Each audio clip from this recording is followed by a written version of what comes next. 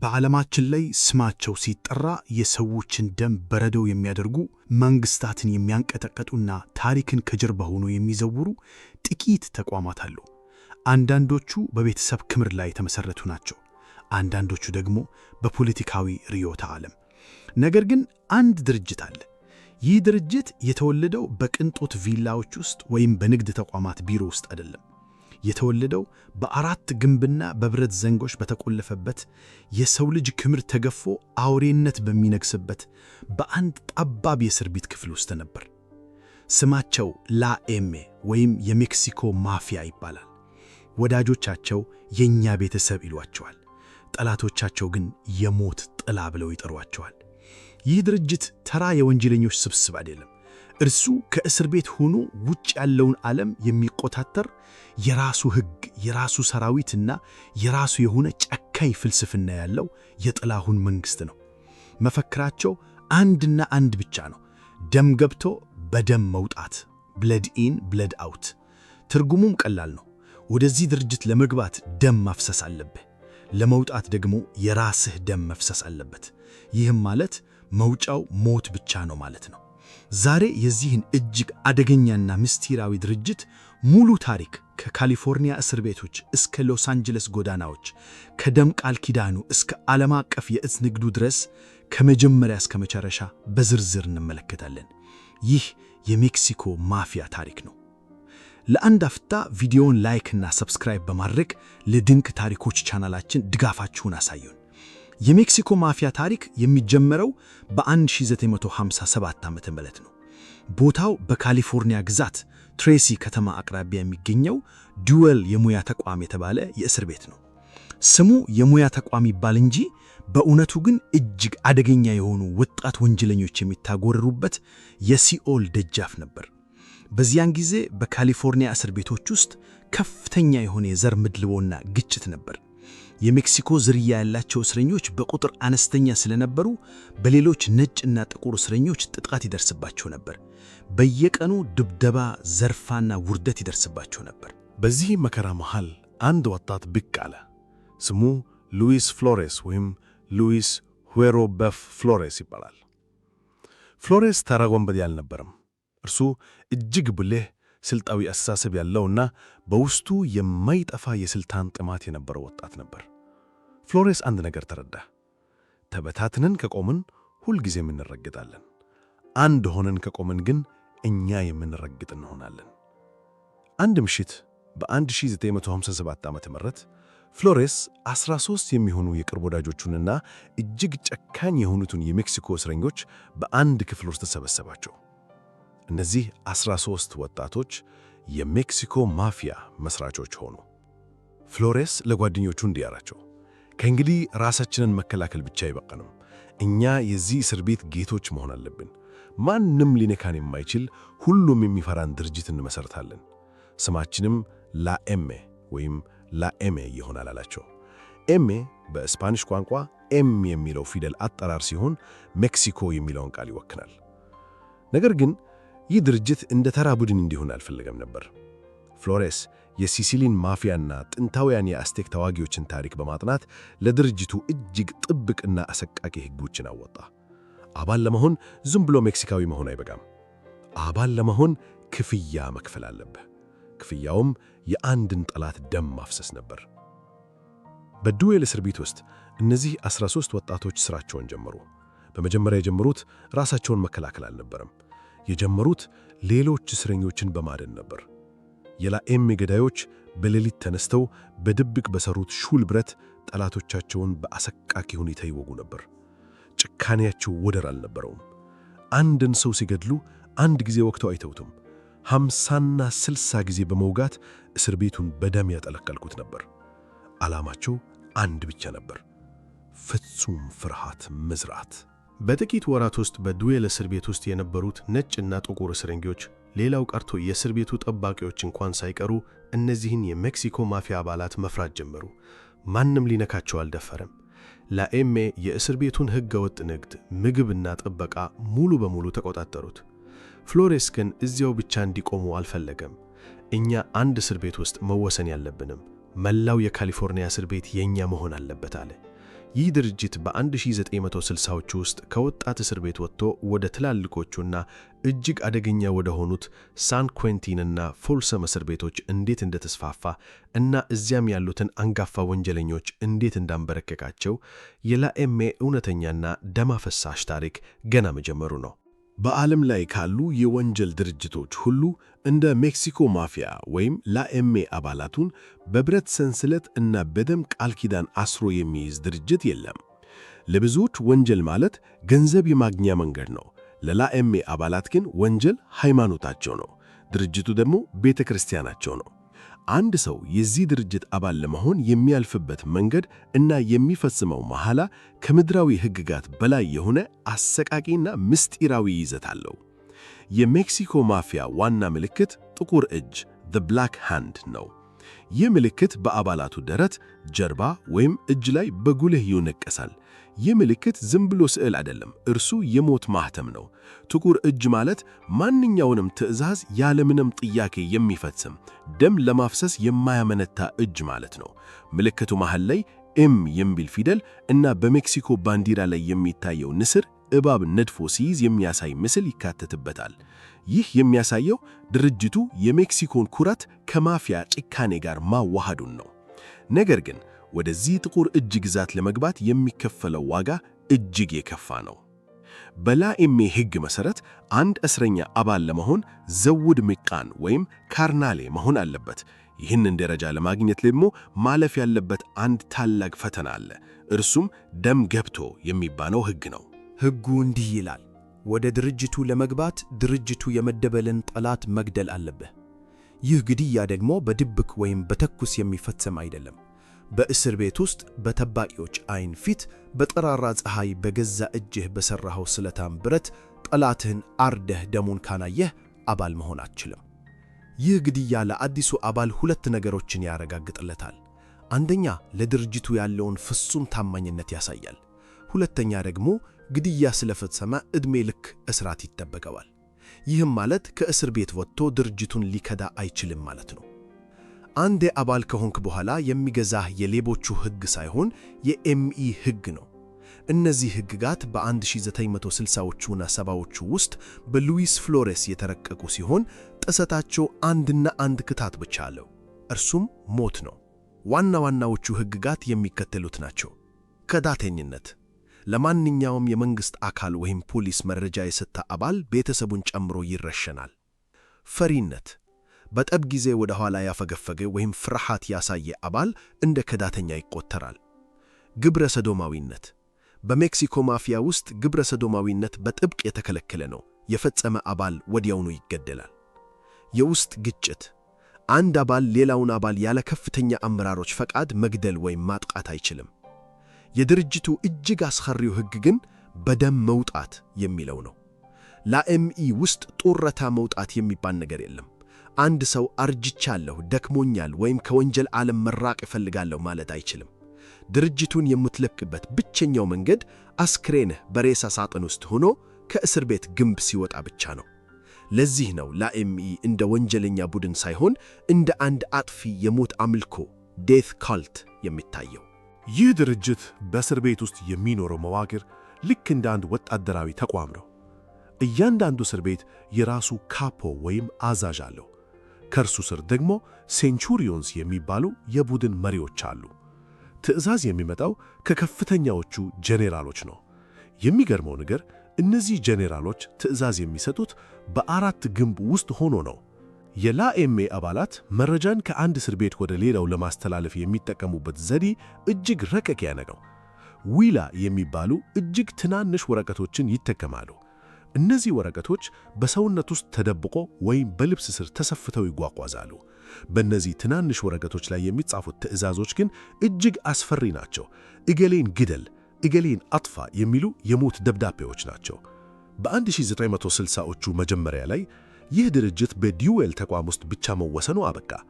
አባላቱ እያደጉ ሲሄዱ ወደ ካሊፎርኒያ ግዛት እጅግ ጥብቅና አሰቃቂ እስር ቤቶች ተዘዋወሩ። ወደ ሳን ኩዌንቲን ሲገቡ እዚያ የነበሩትን ነጭና ጥቁር ወንበዴዎች በጭካኔ አርበደበዷቸው። የሜክሲኮ ማፊያ በአጭር ጊዜ ውስጥ የካሊፎርኒያ እስር ቤቶች ፍጹም ጌታ ሆነ። ነገር ግን ማንኛውም ኃይል ሲያድግ ተቀናቃይ መፈጠሩ አይቀርም።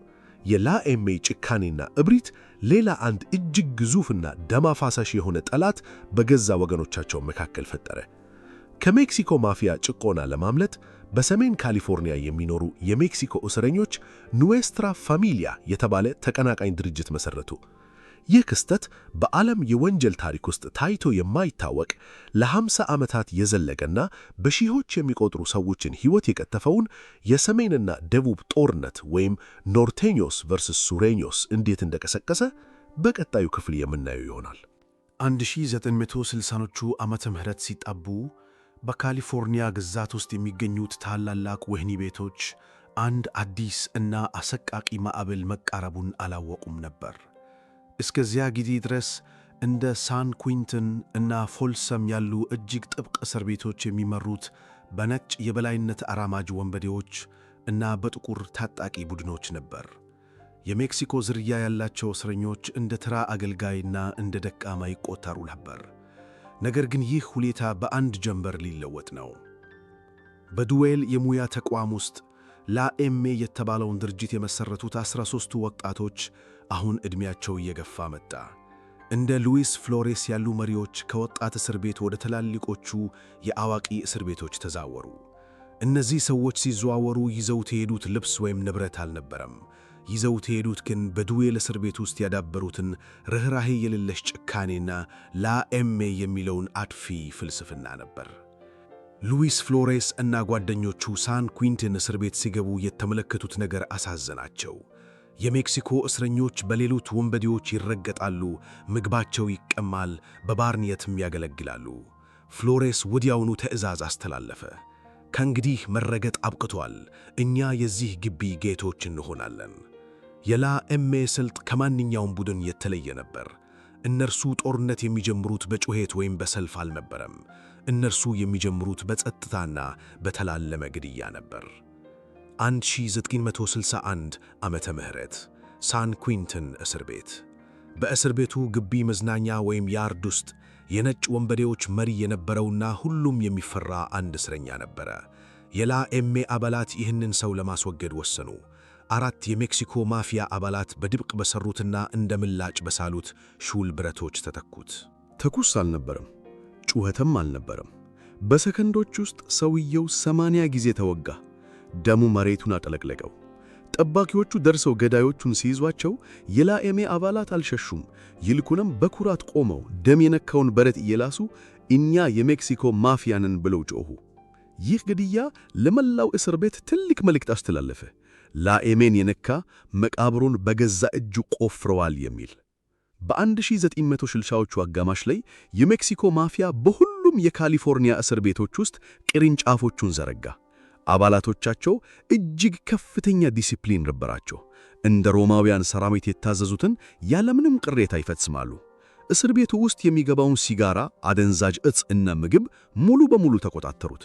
ማንኛውም እስረኛ በእስር ቤቱ ውስጥ በሰላም መኖር ከፈለገ ለላኤሜ ግብር መክፈል ነበረበት። ይህ ግብር በገንዘብ፣ በምግብ ወይም በሌላ ንብረት ሊሆን ይችላል። ያልከፈለ ሰው ዕጣ ፈንታው በእኩለ ሌሊት አንገቱ መታረድ ነበር። የላኤሜ ኃይል እያደገ ሲሄድ የእስር ቤቱ ጠባቂዎችና አስተዳዳሪዎች እንኳን ሳይቀሩ መደራደር ጀመሩ። እባካችሁ ግርግር አታስነሱ፣ እኛ ደግሞ እናንተ የምትሰሩትን ወንጀል እንዳላየን እናልፋለን የሚል ስምምነት ላይ ደረሱ። የሜክሲኮ ማፊያ ከ4 ግንብ ጀርባ ሆኖ የራሱን ግዛት መሠረተ። ነገር ግን ይህ ፍጹም የሆነ የበላይነት አንድ ትልቅ አደጋ አጋጠመው። የላኤሜ መሪዎች አብዛኞቹ የመጡት ከደቡብ ካሊፎርኒያና ከሎስ አንጀለስ ሰፈሮች ነበር። በሰሜን ካሊፎርኒያ የሚኖሩትንና በገጠር እርሻዎች ውስጥ የሚሰሩትን የሜክሲኮ እስረኞች ገበሬዎች፣ ፋርም ወርከርስ እያሉ ይንቋቸው ነበር። ደቡባውያኑ ማፊያዎች ላኤምኤ የሰሜን ካሊፎርኒያ ወገኖቻቸውን ማሰጋየት፣ ንብረታቸውን መዝረፍ እና እንደ ባሪያ መመልከት ጀመሩ። ይህ ንቀት ግን የታሪክ ትልቅ ውስታቸው ሆነ። 1968 ዓ.ም ፎልሰም እስር ቤት አንድ እጅግ ቀላል የሚመስል ክስተት ተፈጠረ። አንድ የላኤምኤ አባል ከሰሜን ካሊፎርኒያ የመጣን አንድ የሜክሲኮ እስረኛ ጫማውን ሰረቀው። ሰሜናዊው እስረኛ ጫማውን እንዲመልስለት ሲጠይቅ የማፊያ አባሉ በቢላዋ ወጋው። ይህ በጫማ ምክንያት የተጀመረ ግጭት በሜክሲኮ እስረኞች መካከል ታላቅ ፍንድታ ፈጠረ። ከዚንክቲ በላ ኤሜ አንረገትም ያሉ የሰሜን ካሊፎርኒያ እስረኞች የራሳቸውን ተቀናቃኝ ድርጅት መሠረቱ። ስሙንም ኑዌስትራ ፋሚሊያ ወይም የእኛ ቤተሰብ አሉት። በ1968 ዓ.ም በታሪክ እጅግ ደም አፋሳሽና ረጅሙ የወንጀል ጦርነት ተቀሰቀሰ። የሰሜንና የደቡብ ጦርነት፣ ኖርቴኞስ ቨርሰስ ሱሬኞስ። በእስር ቤቱ ግቢ ውስጥ በየቀኑ አስከሬን መገኘት ጀመረ። ወንድም ወንድሙን አረደ። ይህ ጦርነት ለ50 ዓመታት የዘለቀ ሲሆን ከእስር ቤት ግንብ ወጥቶ ወደ ካሊፎርኒያ ጎዳናዎች እንዴት እንደተሸጋገረ እና ላኤምኤ ይህንን ጠንካራ ጠላት ለመምከት የወሰደው አሰቃቂ እርምጃ በቀጣዩ ክፍል የምንመለከተው ይሆናል። በወንጀል ዓለም ውስጥ አንድ የታወቀ እውነት አለ። ጠላት ከመፈጠሩ በፊት መጀመሪያ ወዳጅነት ይፈርሳል። የሜክሲኮ ማፊያ ላኤሜ በካሊፎርኒያ እስር ቤቶች ውስጥ ፍጹም የበላይነቱን ሲያረጋግጥ አባላቶቹ አንድ ትልቅ ስህተት ሰሩ። እብሪት ዓይናቸውን አሳወረው። በቁጥር አነስተኛ የነበሩትንና ከሰሜን ካሊፎርኒያ የገጠር እርሻዎች የመጡትን የሜክሲኮ እስረኞች እንደ ወገን ሳይሆን እንደ ባሪያ መመልከት ጀመሩ። የላኤሜ አባላት ራሳቸውን የከተማ ልሂቃን አድርገው ሲቆጥሩ፣ ሰሜናውያኑን ግን ገበሬዎች ወይም ፋርመርስ ወይም ፋርመርስ ሰንስ እያሉ ይሳለቁባቸው ነበር። ይህ ንቀት ግን ለግማሽ ምዕት ዓመት ለሚቆይና በሺዎች የሚቆጠሩ ሰዎችን ሕይወት ለሚቀጥፍ ታላቅ ጦርነት መንስኤ እንደሚሆን ማንም አልገመተም ነበር። መስከረም 16 ቀን በ1968 ዓመተ ምህረት ቦታው ታዋቂው የፎልሰም ግዛት እስር ቤት ነው። ሁኔታው እጅግ ቀላል ከሚባል አጋጣሚ ተጀመረ። አንድ የላኤሜ አባል ሄክተር ፓዲላ ከተባለ የሰሜን ካሊፎርኒያ እስረኛ ላይ አንድ ጥንድ ጫማ ሰረቀው። ፓዲላ ጫማውን እንዲመልስለት ቢጠየቅም የማፊያው አባል ግን በንቀት ተሳደበው። ፓዲላ ግን እንደ ቀድሞቱ እስረኞች ዝም አላለም። በዚያው ሰዓት ፓዲላ በእጁ በሠራው ሹል ብረት ተጠቅሞ የማፊያውን አባል በእስር ቤቱ ግቢ ውስጥ ደጋግሞ ወጋው።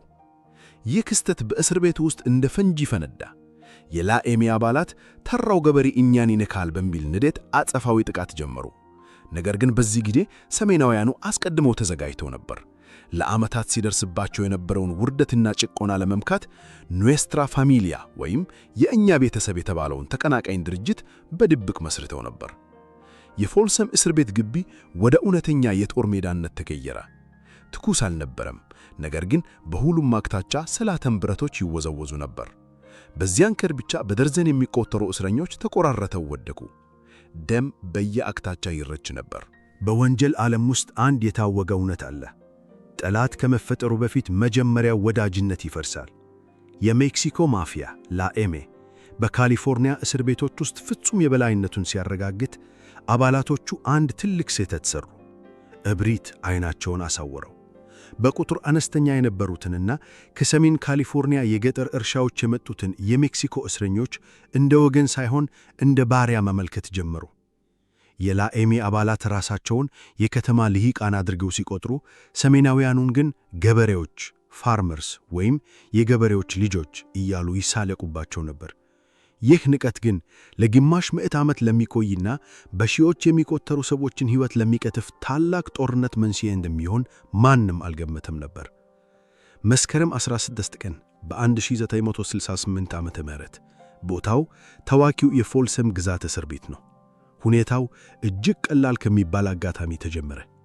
አንድ የላኤሜ አባል ሄክተር ፓዲላ ከተባለ የሰሜን ካሊፎርኒያ እስረኛ ላይ አንድ ጥንድ ጫማ ሰረቀው። ፓዲላ ጫማውን እንዲመልስለት ቢጠይቅም የማፊያው አባል ግን በንቀት ተሳደበው። ፓዲላ ግን እንደ ቀደሙት እስረኞች ዝም አላለም። በዚያው ሰዓት ፓዲላ በእጁ ሠራው ሹል ብረት ተጠቅሞ የማፊያውን አባል በእስር ቤቱ ግቢ ውስጥ ደጋግሞ ወጋው። ይህ ክስተት በእስር ቤት ውስጥ እንደ ፈንጂ ፈነዳ። የላኤሜ አባላት ተራው ገበሬ እኛን ይነካል በሚል ንዴት አጸፋዊ ጥቃት ጀመሩ። ነገር ግን በዚህ ጊዜ ሰሜናውያኑ አስቀድመው ተዘጋጅተው ነበር። ለዓመታት ሲደርስባቸው የነበረውን ውርደትና ጭቆና ለመመከት ኑዌስትራ ፋሚሊያ ወይም የእኛ ቤተሰብ የተባለውን ተቀናቃኝ ድርጅት በድብቅ መስርተው ነበር። የፎልሰም እስር ቤት ግቢ ወደ እውነተኛ ጦርነትነት ተቀየረ። ተኩስ አልነበረም፣ ነገር ግን በሁሉም አቅጣጫ ስለታም ብረቶች ይወዘወዙ ነበር። በዚያን ቀን ብቻ በደርዘን የሚቆጠሩ እስረኞች ተቆራርጠው ወደቁ። ደም በየአቅጣጫው እየረጩ ነበር። ነገር ግን የሜክሲኮ ማፊያ ላኤሜ በዚህ ጦርነት መሃል አንድ ታላቅ ስትራቴጂካዊ ለውጥ አደረገ። እኛ እዚህ እስር ቤት ውስጥ ስንጋደል፣ ውጭ ያለው ዓለም ግን ያለኛ ቁጥጥር እየኖረ ነው ብሎ አሰቡ። በ1970ዎቹ ዓመተ ምህረት የሜክሲኮ ማፊያ ከአራት ግንብ ጀርባ ሆኖ ውጭ ያለውን የሎስ አንጀለስ ከተማ ጎዳናዎች እንዴት መቆጣጠር እንደጀመረ፣ በየሰፈሩ ያሉ ትናንሽ ወንበዴዎችን እንዴት ግብር እንዲከፍሉ እንዳስገደዳቸው እና የድርጅቱ ትልቁ አንጎል ተብሎ የሚጠራው ነጭ ሆኖ ሳለ የሜክሲኮ ማፊያ መሪ ለመሆን የበቃው ጆ ሞርጋን ታሪክ በቀጣዩ ክፍል የምንመለከተው ይሆናል። በ1970ዎቹ ዓመተ ምህረት መጀመሪያ ላይ የካሊፎርኒያ ፖሊሶችና የእስር ቤት ባለሥልጣናት አንድ ትልቅ ስህተት ሰሩ። ወንጀለኞችን ከጎዳና ሰብስበን በእስር ቤት ካቆለፍኑባቸው ከተማዋ ሰላም ትሆናለች ብሎ አመኑ። ነገር ግን የሆነው ተቃራኒው ነበር። የሜክሲኮ ማፊያ ላኤምኢ አባላት በአራት ግንብ ውስጥ ሆነው የሎስ አንጀለስን ጎዳናዎች እንደ ቼስ ጨዋታ የሚቆጣጠሩበትን እጅግ ረቂቅ ያለ ዘዴ ፈጠሩ። በታሪክ ታይቶ የማይታወቅ ክስተት ተፈጠረ። የእስር ቤት ክፍል ሴል የድርጅቱ ዋና መስሪያ ቤት ሆነ። ቴሌፎን፣ በድብቅ የሚላኩ ደብዳቤዎች ዊላ እና ከእስር የሚወጡ አባላት የድርጅቱ የመገናኛ መረቦች ሆኑ። ላኤምኢ አንድ ትልቅ መመሪያ ወጣ። እንግዲህ እኛ የምንቆጣጠረው የእስር ቤቱን ግቢ ብቻ አይደለም፣ እኛ የየሰፈሩን ወንበዴዎች ስትሪት ጋንግስ እንቆጣጠራለን። በዚያን ጊዜ በሎስ አንጀለስ ደቡባዊ ክፍል በመቶዎች የሚቆጠሩ ትናንሽ የሜክሲኮ ወንበዴ ቡድኖች ነበሩ። እነዚህ ቡድኖች እርስ በርሳቸው በድንደርና በክብር ይጋደሉ ነበር። ላኤምኢ ግን ሁሉንም ጠራቸው። ሁላችሁም ሱሬኞስ ወይም ደቡባውያን ናችሁ። ሁላችሁም ለሜክሲኮ ማፊያ ታማኝ መሆን አለባችሁ። ሁላችሁም 13 ቁጥርን ትለብሳላችሁ የሚል ጥብቅ ትእዛዝ ሰጠ። ይህ ትእዛዝ ዝም ብሎ የመጣ አልነበረም። ከጀርባው እጅግ አሰቃቂ የሆነ የግብር ሥርዓት ተዘረጋ። ላኤምኢ በየሰፈሩ ለሚገኙ ትናንሽ ወንበዴዎችና አደንዛዥ ዕፅ አከፋፋዮች እንዲህ አላቸው። በዚህ ሰፈር ውስጥ ኮካይን ወይም ማሪዋና መሸጥ ትፈልጋላችሁ? እንግዲያውስ ከምታገኙት ትርፍ ላይ 10% 10%ን ለሜክሲኮ ማፊያ መክፈል አለባችሁ። ይህ የደም ግብር ይባላል። አንድ አከፋፋይ አልከፍልም ካለ ምን ይከሰታል? የላኤሜ ትእዛዝ ወዲያውኑ ይተላለፋል። በዚያው ሰፈር ውስጥ የሚገኙ ወጣቶች በራሳቸው ወንድም ወይም ጓደኛ ላይ ጥቃት እንዲፈጽሙ ይታዘዛሉ። ግብር ያልከፈለ ሰው በጠራራ ፀሐይ ይረሸናል፣ ቤቱ ይቃጠላል፣ ቤተሰቡ አደጋ ላይ ይወድቃል። ይህ ሥርዓት የሜክሲኮ ማፊያን በአጭር ጊዜ ውስጥ እጅግ ሀብታም አደረገው። በሚሊየን የሚቆጠር ዶላር ከጎዳና ተሰብስቦ ወደ እስር ቤት ይገባል። ያኩዛዎች ወይም የሲሲሊ ማፊያዎች ገንዘባቸውን ለቅንጦት ሕይወት ይጠቀሙበታል። ላኤሜ ግን ገንዘቡን የሚጠቀመው ለጦር መሳሪያ፣ ለጠበቃና የፖሊስ ባለሥልጣናትን በጉቦ ለመግዛት ነበር። በጎዳና ላይ የሚገኙት በሺዎች የሚቆጠሩ የሱሬኞስ ወታደሮች ለሜክሲኮ ማፊያ አባላት ፍጹም ፍርሃትና አክብሮት ነበራቸው። ለእነርሱ አንድ የላኤሜ አባል ማለት አምላክ ማለት ነው። አንድ አባል ከእስር ቤት ሆኖ እገሌ ይገደል ብሎ ትእዛዝ ካስተላለፈ ያ ትእዛዝ በደቂቃዎች ውስጥ ጎዳና ላይ ይፈጸማል። ፖሊስ ግራ ገባው። ወንጀለኞች በእስር ቤት ውስጥ ሆነው እንዴት መላውን ከተማ ሽብር ውስጥ ይከታሉ? ይህንን እጅግ የተወሳሰበ የጥላ መንግሥት በብልሃት የመራውና ድርጅቱን ከወንበዴነት ወደ ፕሮፌሽናል የወንጀል ተቋም የቀየረው ግን አንድ አስገራሚ ሰው ነበር። ይህ ሰው ሜክሲካዊ አልነበረም። እርሱ ነጭ አሜሪካዊ ወይም ኮኬዥን ነበር። ነገር ግን በጭካኔውና በብልሃቱ የሜክሲኮ ማፊያ የአለቆች አለቃ ለመሆን በቅቷል። ስሙ ጆ ፔግሌግ ሞርጋን ይባላል። ሞርጋን አንድ እግሩ የተቆረጠ ቢሆንም አእምሮ ግን እንደ ምላጭ የሰላ ነበር። ሞርጋን የላኤሜን ታሪክ እንዴት እንደተቀየረው እና ከእስር ቤት ሆኖ ከሜክሲኮ የዕፅ ካርቴሎች ጋር እንዴት ግንኙነት እንደፈጠረ በቀጣዩ ክፍል የምንመለከተው ይሆናል። በዓለም ላይ ካሉ የዘር ወንጀለኛ ድርጅቶች ሁሉ የሜክሲኮ ማፊያ ላኤሜ እጅግ በጣም ጠባብና የዘር ንጽሕናን የሚጠብቅ ድርጅት ነበር። አባል ለመሆን የሜክሲኮ ዝርያ መኖር ግዴታ ነው። ነገር ግን በዚህ በደምና በዘር በተገነባ ድርጅት ውስጥ አንድ እጅግ አስገራሚ የሆነ የታሪክ ተቃርኖ አለ። የሜክሲኮ ማፊያን ታሪክ የለወጠው ለ30 ዓመት በበላይነት የመራው እና ድርጅቱን ወደ ቢሊየን ዶላር ኢምፓየር የቀየረው ሰው ሜክሲካዊ አልነበረም። ስሙ ጆ ሞርጋን ይባላል። በቅጽል ስሙ ፔግሌግ ተሰካሪ ግር በመባል ይታወቃል። ጆ ሞርጋን በ2025 ዓመተ ዓለም 1929 የተወለደ ሰማያዊ ዓይን ያለው ነጭ አሜሪካዊ ነበር። ሞርጋን እንዴት የሜክሲኮ ማፊያ አባት ሊሆን ቻለ? ታሪኩ የሚጀምረው በሎስ አንጀለስ ቦይል ሃይትስ ሰፈር ነው። ሞርጋን ያደገው ከሜክሲካውያን ጋር ነው። ቋንቋቸውን ስፓኒሽ አቀላጥፎ ይናገራል። ባህላቸውን ያውቃል። ከልጅነቱም ጀምሮ ለሜክሲካውያን ወዳጆቹ ሲል ከመንግሥትና ከሌሎች ወንበዴዎች ጋር ተዋግቷል።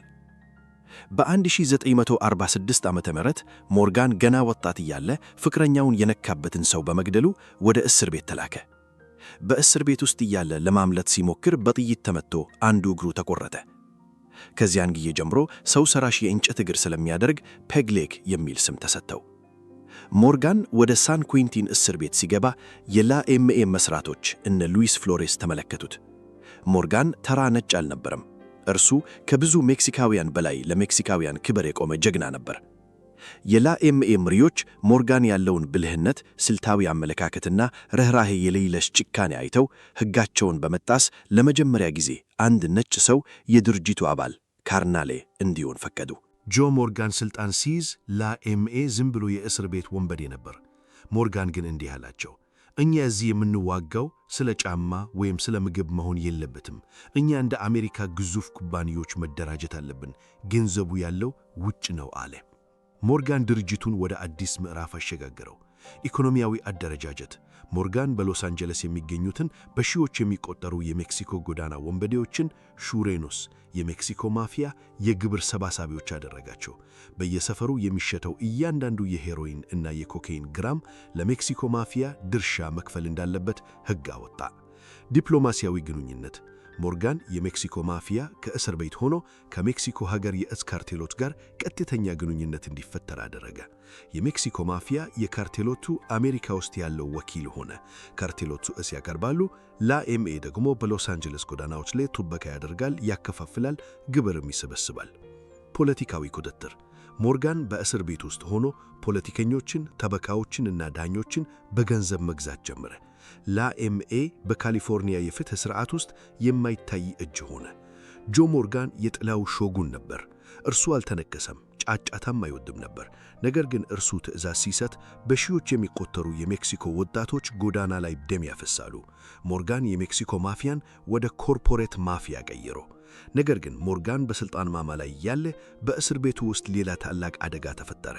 የሜክሲኮ ማፊያና ኑዌስትራ ፋሚሊያ የሚያደርጉት ጦርነት ጥቁር እስረኞችን ብላክ ጌሪላ ፋሚሊን አሳተፈ። በካሊፎርኒያ እስር ቤቶች ውስጥ ታላቅ የዘር ጦርነት ተቀሰቀሰ። በዚህ ጊዜ ጆ ሞርጋንና የሜክሲኮ ማፊያ አንድ እጅግ አስደንጋጭና ብዙዎች የማይረዱት ቅዱስ ያልሆነ ጋብቻ ፈጠሩ። ከጥቁር እስረኞች ጋር ለመዋጋት ላኤምኤ ከነጭ የበላይነት አራማጁ የአርያን ወንድማማችነት አርያን ብራዘርሁድ ጋር ተባበረ። የሜክሲኮ ማፊያና የነጭ ዘረኞች እንዴት አንድ ሊሆኑ ቻሉ? ይህ አደገኛ ጥምረት የካሊፎርኒያን እስር ቤቶችን እንዴት ወደ እልቂት ቀጠና እንደቀየራቸው በቀጣዩ ክፍል የምናየው ይሆናል። በካሊፎርኒያ እስር ቤቶች ታሪክ ውስጥ ከ1970ዎቹ እስከ 80ዎቹ ያለው ዘመን የእልቂት ዘመን ተብሎ ሊጠራ ይችላል። እስር ቤቶች ውስጥ አራት ግዙፍ ኃይሎች ነበሩ። የሜክሲኮ ማፊያ ላኤምኤ፣ ኑዌስትራ ፋሚሊያ፣ የአርያን ወንድማማችነት ነጭ ዘረኞች እና ብላክ ጓሪላ ፋሚሊ ጥቁር ታጣቂዎች። በተለመደው አስተሳሰብ የሜክሲኮ ማፊያና ነጭ ዘረኞች ናዚዎች ፈጽሞ ሊስማሙ አይችሉም። ነጮቹ ላቲኖዎችን ይንቃሉ፣ ማፊያዎቹ ደግሞ የዘር ኩራት አላቸው። ነገር ግን በወንጀል ዓለም ውስጥ ከዘር በላይ የሚከበር አንድ ነገር አለ፣ እርሱም ጥቅም ነው። በ1972 ዓ.ም አካባቢ የጥቁር እስረኞች ቡድን BGF እጅግ እየጠነከረ መጣ። እነርሱም ከኑዌስትራ ፋሚሊያ ጋር ተባብረው የሜክሲኮ ማፊያንና ነጭ እስረኞችን ማጥቃት ጀመሩ። የሜክሲኮ ማፊያ መሪ ጆ ሞርጋንና የድርጅቱ ከፍተኛ አመራሮች አንድ ስልታዊ ውሳኔ ያደረጉ፣ ጠላቴ ጠላት ወዳጄ ነው በሚል መርህ ከአርያን ወንድማማችነት አርያን ብራዘርሁድ AB ጋር ሚስጥራዊ ድርድር ጀመሩ። ይህ ድርድር በታሪክ ታይቶ የማይታወቅ ቅዱስ ያልሆነ ጋብቻ ፈጠረ። ሁለቱ ድርጅቶች እንዲህ ተስማሙ። ወታደራዊ ጥምረት በአርያን ወንድማማችነት አባል ላይ ጥቃት ቢፈጸም የሜክሲኮ ማፊያ አጸፋውን ይመልሳል። በተቃራኒውም እንዲሁ ይሆናል።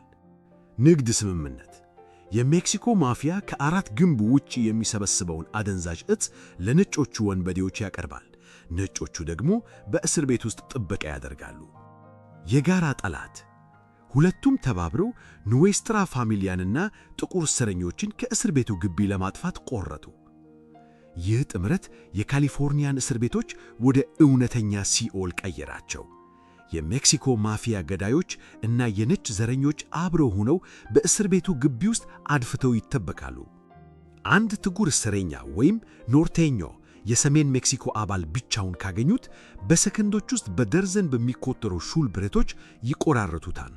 የዚህ ጥምረት ጭካኔ የታየው በፔሊካን ቤይ እና በሳን ኩዌንቲን እስር ቤቶች ውስጥ ነበር። በየቀኑ የእስር ቤቱ ሳይረን ይጮኻል። ጠባቂዎቹ አስለቃሽ ጭስ ይተኩሳሉ። ነገር ግን ተኩሱ ሲቆም መሬት ላይ የሚገኙት አስከሬኖች ብዛት ዘግናኝ ነበር። ላኤምኤና ኤቢ ተባብረው በሺዎች የሚቆጠሩ ሰዎችን ገደሉ። የሚገርመው ነገር ይህ ስምምነት ከእስር ቤት ግንብ ወጥቶ ወደ ሎስ አንጀለስ ጎዳናዎችም ተሸጋግሮ ነበር። የሜክሲኮ ማፊያ ለነጭ የሞተር ሳይክል ወንበዴዎች ዕፅ ማቅረብ ጀመረ።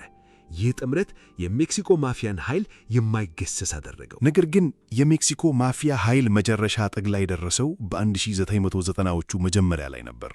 በዚህ ጊዜ ድርጅቱ እኛ የወንጀለኛ ቡድን አይደለንም፣ እኛ የሎስ አንጀለስ እውነተኛ ገዢዎች ነን የሚል እብሪት ውስጥ ገባ። በ1993 ዓመተ ምህረት የሜክሲኮ ማፊያ መላውን ዓለም ያስደነገጠ አንድ የመንግሥት ትዕዛዝ አስተላለፈ። በሎስ አንጀለስ የሚገኙ በመቶ ሺዎች የሚቆጠሩ የጎዳና ወንበዴዎችን ሰበሰቡና እንዲህ አሉ።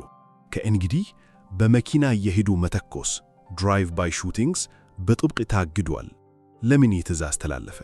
የሎስ አንጀለስ ወንበዴዎችስ ይህንን ትዕዛዝ አከብሩ? የሜክሲኮ ማፊያ እንዴት የሎስ አንጀለስ ጥላ መንግሥት እንደሆነ እና ይህ ትልቅ ኃይላቸው የአሜሪካን መንግሥትና ኤፍቢአይን እንዴት እንዳስቆጣቸው በቀጣዩ ክፍል የምንመለከተው ይሆናል። እውነተኛ ኃይል ማለት ሰውን መግደል ብቻ አይደለም።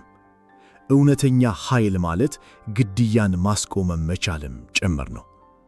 በ1990ዎቹ መጀመሪያ ላይ የሜክሲኮ ማፊያ ላኤምኤ ይህንን ፍጹም የሆነ የበላይነቱን ለዓለም አሳየ። በዚያን ጊዜ የሎስ አንጀለስ ጎዳናዎች በወንበዴዎች ጦርነት ምክንያት ወደ እሳት ባህርነት ተቀይረው ነበር። በየቀኑ በመኪና እየሄዱ መተኮስ ድራይቭ ባይ ሹቲንግስ የተለመደ ነበር። ንጹሃን ዜጎች፣ ሕፃናት እና አረጋውያን ሳይቀሩ በወንበዴዎች ጥይት ይረገፉ ነበር። የሎስ አንጀለስ ፖሊስ ኤልኤፒዲ ከተማዋን መቆጣጠር አቅቶት ነበር። ነገር ግን ማንም ያላሰበው አንድ ትዕዛዝ ከአራት ግንብ ጀርባ ከፔሊካን ቤይ እጅግ ጥብቅ እስር ቤት ወጣ። መስከረም ወር በ1993 ዓመተ ምህረት በሎስ አንጀለስ ኤል ሴሬኖ በሚባል ፓርክ ውስጥ አንድ አስገራሚ ክስተት ተፈጠረ። ከ1000 በላይ የሚሆኑ የየሰፈሩ አደገኛ ወንበዴዎችና የቡድን መሪዎች በአንድ ቦታ ተሰበሰቡ። እነዚህ ሰዎች ትላንት እርስ በርሳቸው ሲገዳደሉ የነበሩ ጠላቶች ናቸው። አሁን ግን ሁሉም በጸጥታ ቆመዋል። ከላይ የፖሊስ ሄሊኮፕተሮች ይጮኻሉ። በመቶዎች የሚቆጠሩ ፖሊሶች በከፍተኛ ድንጋጤ ከሩቅ ሆነው ይመለከታሉ። ወንበዴዎቹ ግን ፖሊሱን ግድ አልሰጧቸውም። እነርሱ የሚጠባበቁት ከአንድ ሰው የሚመታውን መልእክት ነበር። አንድ ከፍተኛ የሜክሲኮ ማፊያ አባል ወደ መድረኩ ወጣ። ድምፁን ከፍ አድርጎ እንዲህ አለ። ከእንግዲህ በመኪና የሄዱ መተኮስ ድራይቭ ባይ አብቅቷል። ይህ የላኤምኤ ትዕዛዝ ነው። ትዕዛዙን የጣሰ ማንኛውም ወንበዴ ወይም ያንን ወንበዴ የፈቀደ የሰፈር አለቃ ዕጣ ፈንታው ሞት ነው። ይህ ትዕዛዝ እንደ መብረቅ መላውን ከተማ አናወጠው። ማፊያዎቹ ይህንን ያደረጉት ለሕዝቡ አዝነው አልነበረም። ምክንያታቸው ስልታዊ ነበር። በመኪና የሚደረግ ተኩስ ብዙ ንጹሐንን ስለሚገድል ከፍተኛ የፖሊስ ክትትልን ይስባል። ፖሊስ በበዛበት ቦታ ደግሞ የአደንዛዥ ዕፅ ንግድ አይሳካም። ስለዚህ ንግዱን በሰላም ለማካሄድ ሰላም አስፈለጋቸው። በሚቀጥሉት ወራት በሎስ አንጀለስ ከተማ በመኪና የሚደረግ ተኩስ በ70 በመቶ ቀነሰ። የከተማው ፖሊሶችና ከንቲባው ግራ ገባቸው።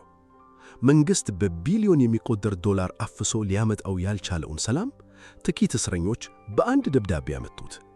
ይህ ክስተት የሜክሲኮ ማፊያ የሎስ አንጀለስ እውነተኛ የጥላ መንግሥት መሆኑን ለዓለም አረጋገጠ። ላኤሜ አሁን በሺዎች የሚቆጠሩ የሱሬኞስ ወታደሮች አሉት። እያንዳንዱ የሜክሲኮ ሰፈር ለድርጅቱ ግብር ይከፍላል። የድርጅቱ መሪዎች በእስር ቤት ውስጥ ሆነው እንደ ነገሥታት ይኖራሉ። ምርጥ ምግብ ይመገባሉ፣ ሴቶችን ያስመቃሉ፣ በስልክም ቢሊዮን ዶላር የሚንቀሳቀስበትን የዕፅ ንግድ ይመራሉ። የኤሜ ትዕዛዝ የጣሰ ሰው ስሙ ግሪን ላይት በሚባለው የሞት ዝርዝር ውስጥ ይገባል። ይህ ዝርዝር ወደ ሁሉም እስር ቤቶችና ወደ ሁሉም ሰፈሮች ይላካል።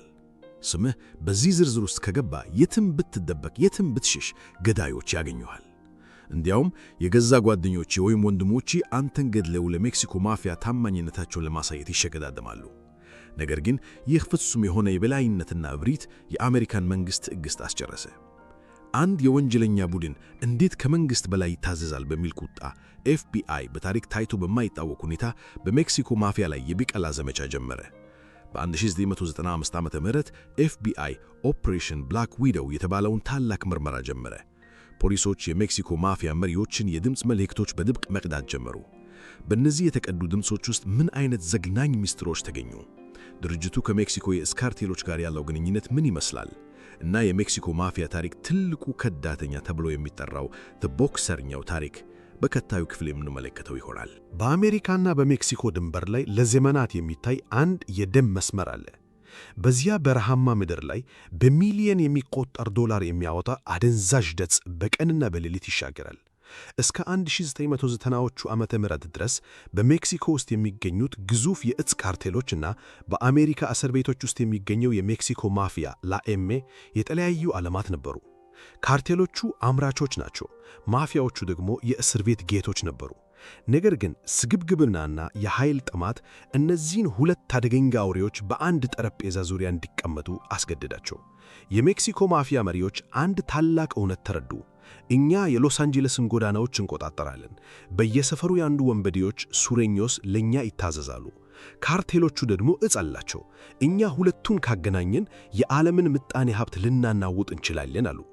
ይህ በታሪክ ታይቶ በማይታወቅ ሁኔታ የሜክሲኮ ማፊያን የአሜሪካ የጎዳና መሬት ላኪ ያደረጋቸው። ትስስሩ እንዲህ ነበር። እንደ ሲናሎዋ ወይም ቲጁዋና ያሉ ካርቴሎች በቶን የሚቆጠር ኮካይንና ሜታምፌታሚን ወደ አሜሪካ ድንበር ያመጣሉ። ድንበሩን ሲሻገሩ ግን አንድ ትልቅ ችግር ይገጥማቸዋል። እሱን በየሰፈሩ የሚያከፋፍልና ከሌሎች ተቀናቃኞች የሚጠብቅ ኃይል ያስፈልጋቸዋል። እዚህ ላይ ነው የሜክሲኮ ማፊያ ሥራውን የሚጀምረው። ላኤሜ ለካርቴሎቹ እንዲህ የሚል ውል አቀረበ። እኛ የአሜሪካን ጎዳናዎች እንሰጣቸዋለን። የእኛ ወታደሮች በመቶ ሺዎች የሚቆጠሩ ሱሬኞስ የእናንተን ዕፅ በየሰፈሩ ይሸጣሉ፣ ጥበቃም ያደርጋሉ። በምላሹ ግን እኛን ተካፋይ ታደርጉናላችሁ። በ1990ዎቹ አጋማሽ ላይ የሜክሲኮ ማፊያ የመካከለኛ ሰው ወይም ዘ ሚድልማን ሚናን ተረከበ። አሁን የላኤሜ መሪዎች ከአራት ግንብ ጀርባ ሆነው ከሜክሲኮ እጅግ አደገኛ ከሆኑት የዕፅ ነገሥታት ጋር በቀጥታ መደራደር ጀመሩ። በስልክና በምስጢራዊ መልእክተኞች አማካኝነት የካርቴሎቹ የአሜሪካ ወኪል ሆኑ።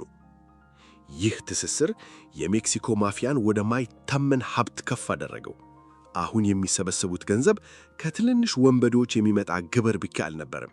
አሁን የሚመጣው የካርቴሎቹ የቢሊየን ዶላር ትርፍ ድርሻ ነበር። ይህ ገንዘብ በካሊፎርኒያ የፖለቲካና የፍትሕ ሥርዓት ውስጥ ስር ሰዶ የነበረውን ሙስና ይበልጥ አጠናከረው። የዚህ ትስስር ጭካኔ የታየው በሎስ አንጀለስና በቲጁዋና ድንር ላይ ነበር። ካርቴሎቹ የላኤሜን የሞት ዝርዝር ወይም ግሪን ላይት ሊስት መጠቀም ጀመሩ። በሜክሲኮ ያለን አንድን ሰው ለመግደል ካርቴሎቹ የአሜሪካን ማፊያ ያዛሉ። ማፊያው ደግሞ ከእስር ቤት ወጥቶ ሜክሲኮ የገባን ወታደሩን ትዕዛዝ ይሰጣል። ነገር ግን ይህ አደገኛ ጥምረት አንድ ትልቅ አደጋ ይዞ መጣ። ብዙ ገንዘብ ባለበት ቦታ ክህደት ይነግሳል። በሜክሲኮ ማፊያ ውስጥ ያሉት መሪዎች እርስ በርሳቸው መጠራጠር ጀመሩ። እገሌ ከካርቴሎቹ ጋር በድብቅ እየሰራ ነው፣ እገሌ ገንዘብ እየሰረቀ ነው የሚሉ ወሬዎች በየእስር ቤቱ ክፍሎች ውስጥ ይናፈሱ ጀመር። በዚህ መሃል ነው የአሜሪካ መንግሥት እና ኤፍቢአይ እጅግ ምስጢራዊና ረቀቅ ያለ ኦፕሬሽን የጀመሩት። ኦፕሬሽን ብላክ ዊዶው። ፖሊሶች የሜክሲኮ ማፊያን ከፍተኛ አመራሮች ሕይወት ለዓመታት ሲሰሉ ቆዩ። ነገር ግን መንግሥት ያላሰበው አንድ ታላቅ ስጦታ በራሱ በማፊያው ውስጥ ተፈጠረ። የድርጅቱ ከፍተኛ አመራር የነበረ ለዓመታት በደም የራሰ ግድያዎችን የፈጸመና በሁሉም መሪዎች ዘንድ የሚታመን አንድ ሰው ከእንግዲህ ይህ ጭካኔ ይበቃኛል ብሎ ቆረጠ። ይህ ሰው ቦክሰኛው በሚል ቅጽል ስሙ የሚታወቀው ሬኔ ኤንሪኬዝ ነበር። የቦክሰኛው ክህደት የሜክሲኮ ማፊያን አከርካሪ እንዴት እንደሰበረው፣ የድርጅቱን እጅግ ምስጢራዊ ስብሰባዎች ለኤፍቢአይ እንዴት እንዳጋለጠ በቀጣዩ ክፍል የምንመለከተው ይሆናል። በ1990ዎቹ ዓመተ ምህረት አጋማሽ ላይ የሜክሲኮ ማፊያ ላኤሜ በስልጣን ማማ ላይ ተቀምጦ ነበር። ከአራት ግንብ ጀርባ ሆነው የሎስ አንጀለስን ጎዳናዎች ያዝዛሉ። የሜክሲኮ የእጽ ካርቴሎችን ይመራሉ እና በመቶ ሺዎች የሚቆጠሩ ወታደሮችን በጣት አሸራቸው ያንቀሳቅሳሉ። የድርጅቱ እብሪት ከመጠን በላይ ስለበረታ እኛን ሊነካን የሚችል ምድራዊ ኃይል የለም ብለው አመኑ። ነገር ግን እውነተኛ ኃይል ሁል ጊዜ በዝምታ እንደሚመጣ ዘነጉት።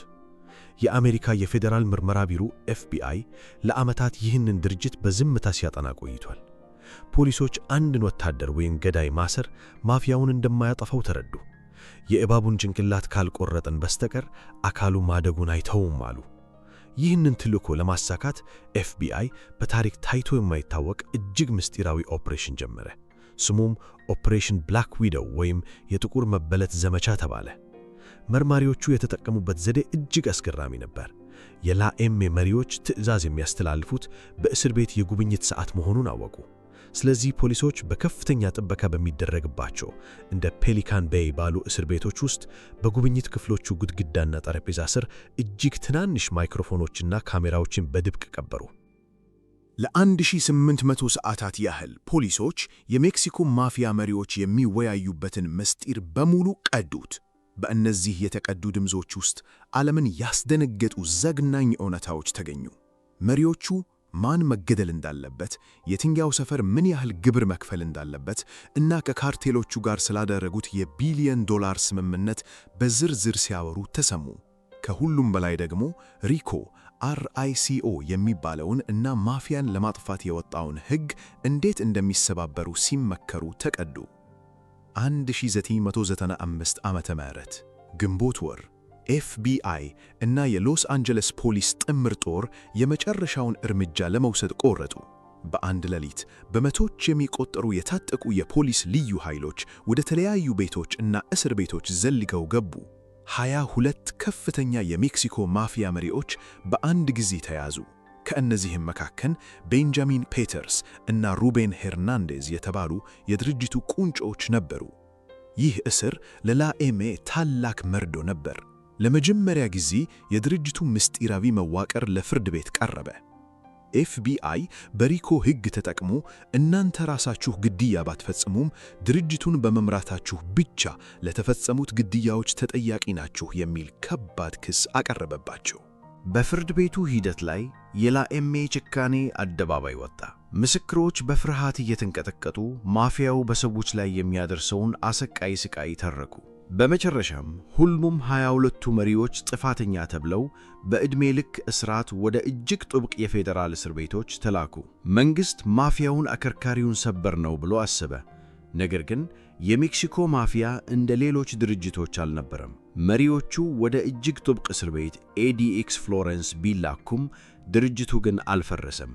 ይልቁንም ከመሬት በታች ሆኖ ይበልጥ ምስጢራዊና ጭካኔ የሆነ መጣ። በዚህ ጊዜ ነው በድርጅቱ ውስጥ አንድ ታላቅ የመሬት መንቀጥቀጥ የተፈጠረበት ክስተት የመጣው።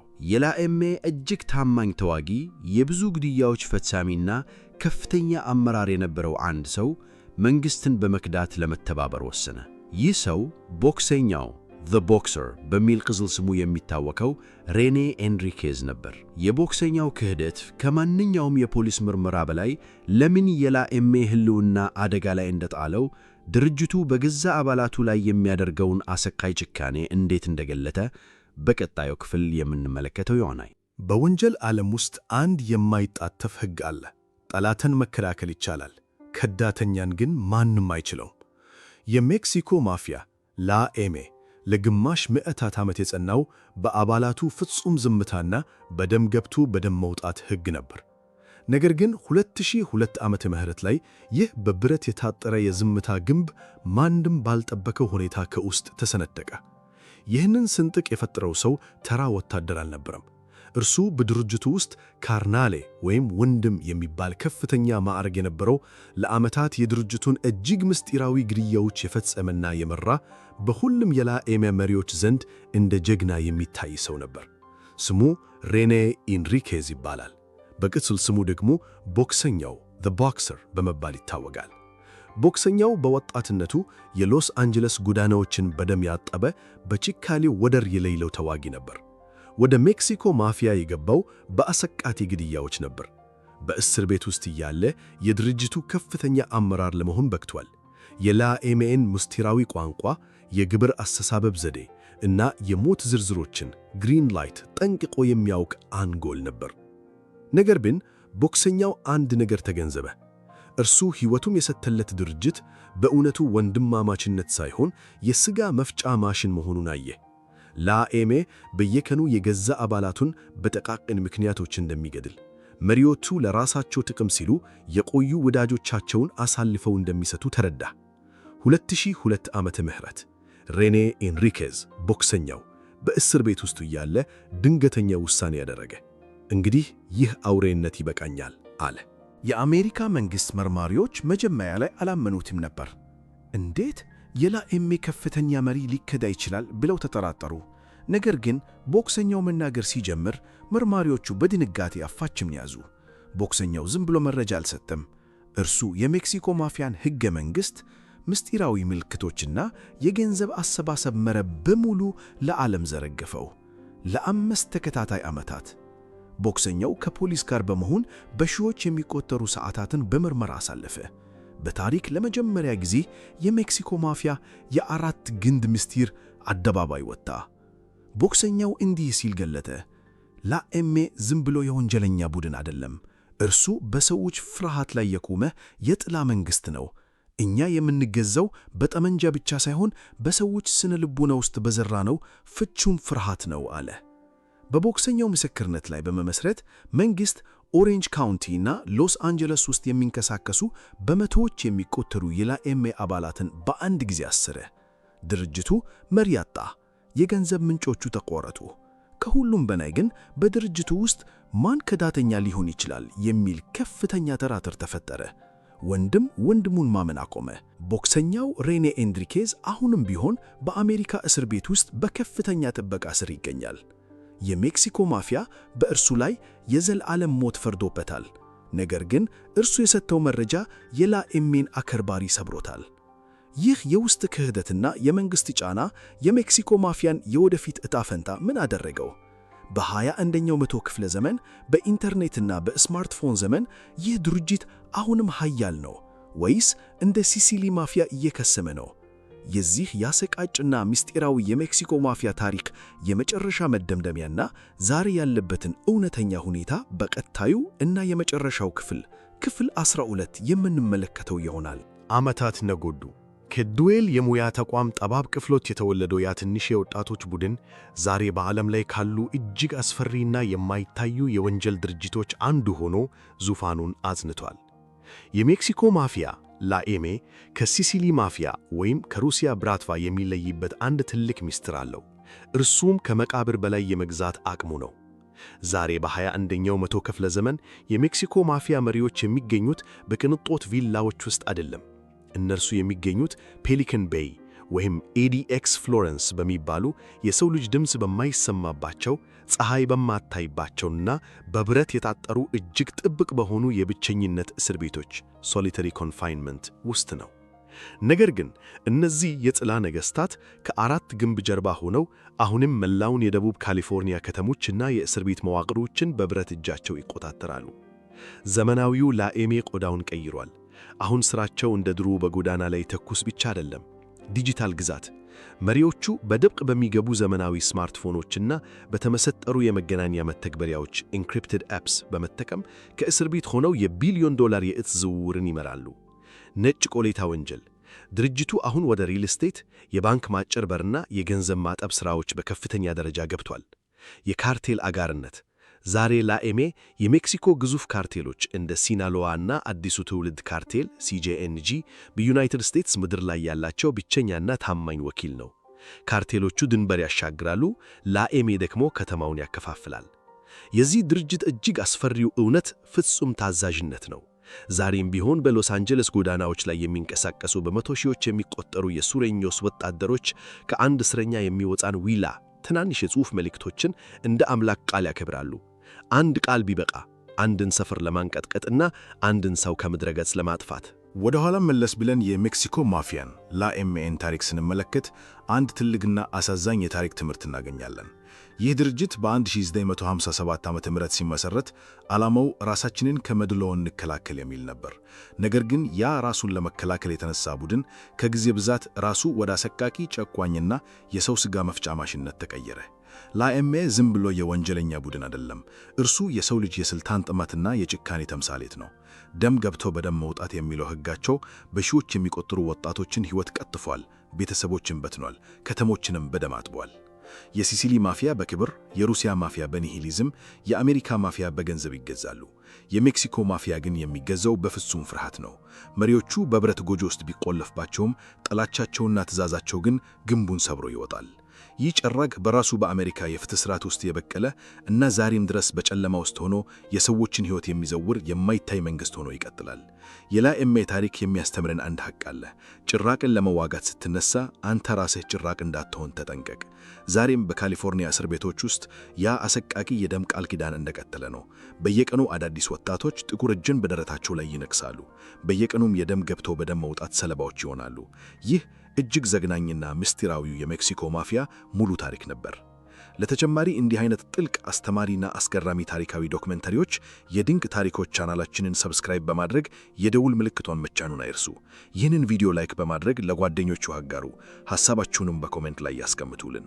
በሌላ ድንቅ ታሪክ እስክንገናኝ ቸርን ሰንብት።